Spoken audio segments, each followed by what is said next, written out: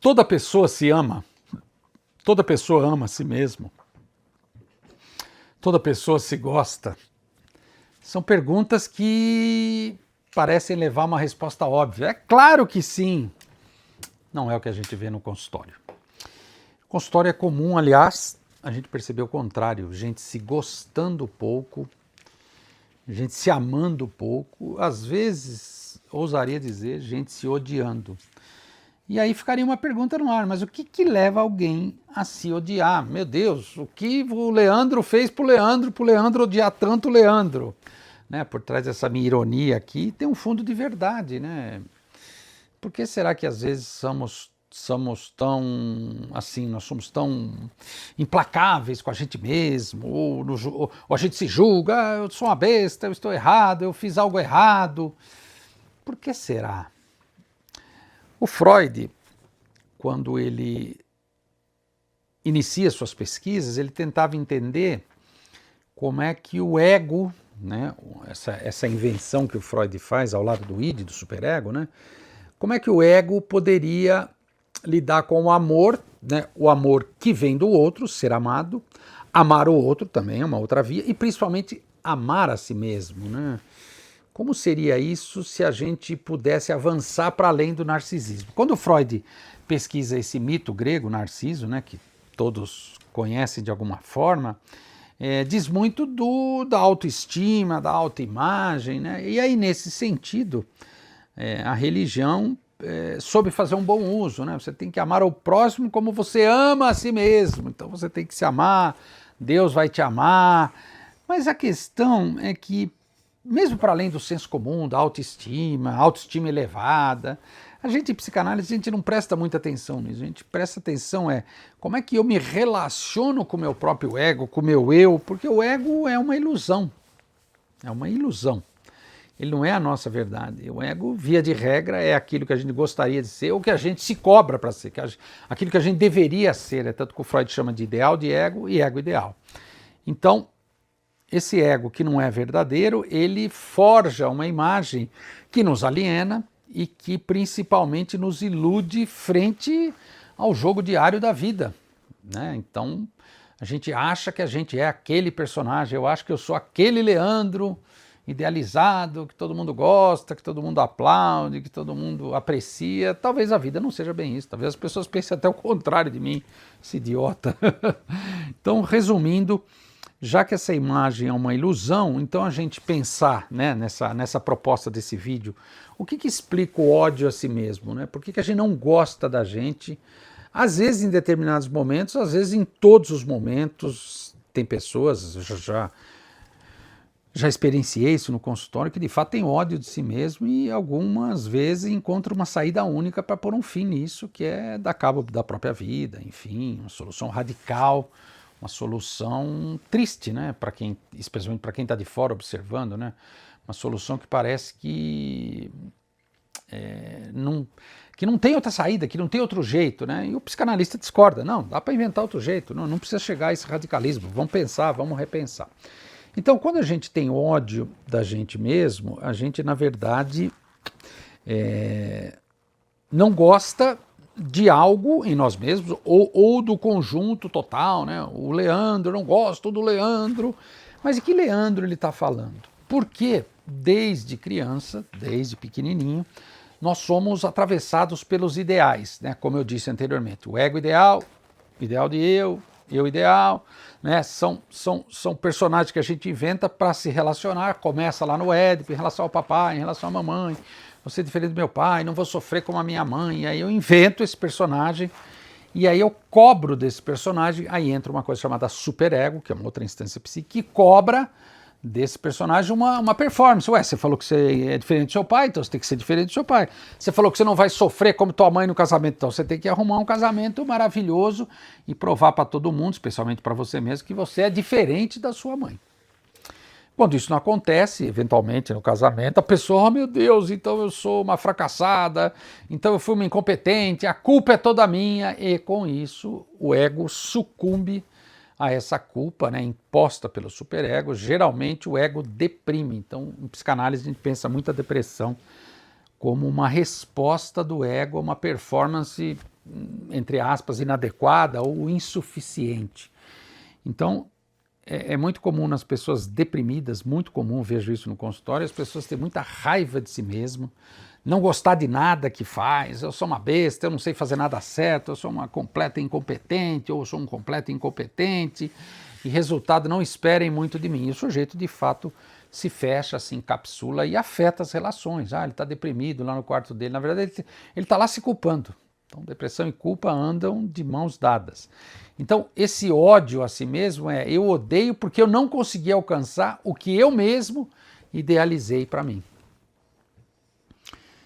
Então, num processo analítico, o sujeito começa a falar de si mesmo, das suas coisas da vida, da sua história de vida, é inevitável, ele chega nisso.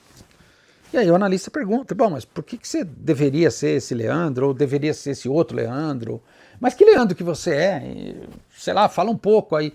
Esse exercício de semanalmente tratar disso, poder pôr em palavras, ajuda a pessoa a ressignificar esse circuito que ela mesma inventou. Tem um ditado popular, que é comum inclusive, que o gostoso da festa é esperar pela festa. Ou seja, a expectativa da festa é mais gostosa do que a festa em si. Até mesmo porque a festa um dia vai acontecer, provavelmente ela vai ser diferente da sua expectativa. Muito provavelmente. Não significa que ela seja boa ou ruim por causa disso. Pode ser uma porcaria, às vezes acontece. Pode ter sido excelente também, talvez até melhor que as suas expectativas. Mas aí é uma coisa meio infantil de cada um de nós dizer, não, mas eu quero que se adeque 100% à minha expectativa. A vida não é assim. A gente tenta adequar a fantasia à nossa realidade e não funciona, não encaixa. Não é que nem Lego, aquele brinquedo de criança Lego, que as coisas se encaixam perfeitamente. Não, às vezes a gente é frustrado, às vezes a gente é contrariado. Aí como que a gente reage de forma madura? Ficar com raiva, ai meu Deus, tô de mal. Vou tirar a roupa e pisar em cima. Isso não é uma reação madura. Reação madura é a gente entender, suportar esses eventos que nos frustram, que nos contrariam, que nos desagradam. Então a raiva, é importante pensar nisso, ela é um afeto que diz muito de uma reação a algo, no caso, frustração, contrariedade, desapontamento, ai, estou decepcionado, então eu estou com raiva. Gente, isso é infantil, isso é absolutamente infantil. A gente não pode reagir como uma criança mimada, birrenta, que sente raiva quando ela é frustrada. Até porque quando ela chegar na escola, que ela estiver longe da família, ela vai ser frustrada cotidianamente. Não adianta ela reagir assim. A convivência dela na escola com os amiguinhos vai ser insuportável, ou com a professora, enfim. Essa criança vai ter que aprender. O problema é que nós estamos falando de adultos, né? O que te leva a ter raiva de si mesmo, né? A ter raiva desse eu, desse ego, né? Desse eu, que não alcançou uma expectativa que você mesmo inventou lá atrás. Vamos voltar lá para trás, vamos repensar isso que você inventou. De onde você tirou isso? Não, no meu casamento eu vou ser diferente da minha mãe, do meu pai. Mas de onde você tirou isso? Esse é o casamento deles. Mas é uma porcaria, eu sofri. Pode ser até verdade, mas por que você fica presa nesse parâmetro? Vou mostrar para eles como que é que a gente casa, como que a gente é feliz no amor. Essas são fantasias infantis que a gente mantém e numa análise isso chega em estado bruto. Então, de novo, volta. É um paradoxo, é uma coisa incompreensível, porque o ódio a si mesmo. Então, o ódio, em termos de valência, ele é o contrário do amor, como todo mundo pensa? Não, ele é o equivalente ao amor. O Lacan junta as duas palavras e chama de amódio. Lacan é um psicanalista que eu gosto muito, acho muito interessante. Porque quando você sente amor ou ódio por algo, por alguém, você não tira a pessoa da cabeça. O contrário disso é a indiferença. Então, se eu amo ou eu odeio, a pessoa está sempre na minha cabeça, ou a ideia, o ideal, tanto faz. Se eu sou indiferente, eu nem ligo para aquilo. Aquilo não é mais importante. Então, a pergunta é, por que você nutre um afeto tão poderoso por algo ou alguém que, no fundo, foi você que colocou nesse lugar especial, aí vamos dizer assim, nesse patamar mais elevado? Então, resultado, esse ódio e esse amor também, mas fundamentalmente o ódio que a gente está falando hoje nesse episódio, esse ódio, no fundo, é algo que a gente produz, né? Que a gente inventa. Tinha um desenho animado na MTV, sei lá, 20 anos atrás, chamado Garoto Enxaqueca, que quando ele era frustrado, ele era contrariado, saía raios da cabeça dele, era bem bonitinho. Garoto Enxaqueca, tinha uma musiquinha. Tem um garoto enxaqueca dentro da gente, né? A questão é que o Freud passou a desconfiar se o ódio não tem um componente erótico.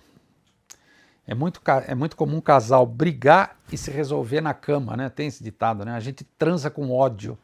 Ou será que o ódio pode ser excitante? A gente pensar no ódio em tempos atuais, de polarização política, né? De redes sociais, gabinete do ódio, etc.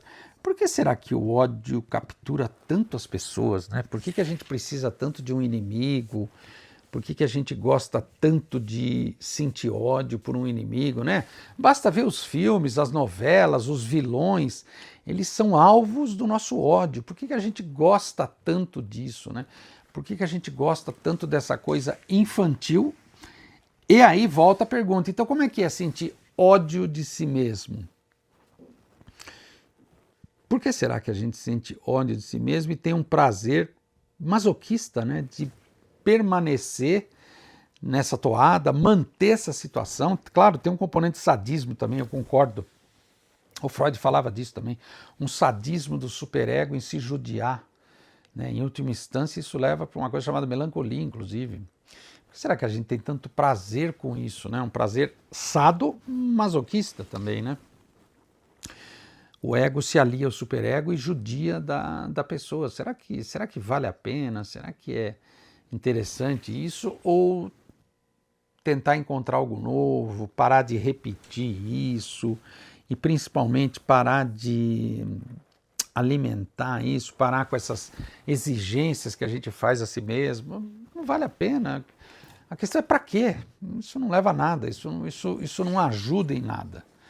Então, o psicanalista sempre pergunta isso, né? Da onde vem esse ódio? E para que esse ódio? Para que manter esse ódio? O que você ganha com isso? Tem outras formas da gente se relacionar quando a gente relativiza o nosso ego, as nossas dimensões mais narcísicas. A vida fica mais leve, a gente não é tão importante assim. Ao mesmo tempo a gente é importante, claro, mas não tão importante assim. Não vale a pena exagerar nesse valor que a gente dá a si mesmo e principalmente não exigir da gente, quando a gente obviamente não alcançar isso, porque não dá para alcançar, não exigir de maneira contundente, de maneira implacável. Isso não leva a boas coisas, isso leva a culpa e consequentemente a depressão.